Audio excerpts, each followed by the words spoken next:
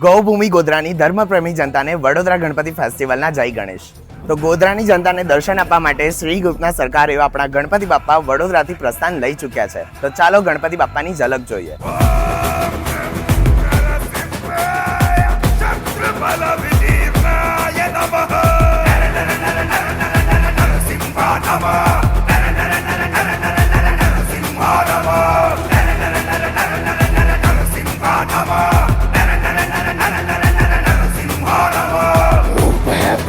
सारे नष्ट हुए दुष्ट जन, सिंह की ये गर्जना से भस्म हुए धूर्त सब। धड़ से होगा सर अलग, टुकड़े होंगे अतड़ियों के, यही हुए उग्र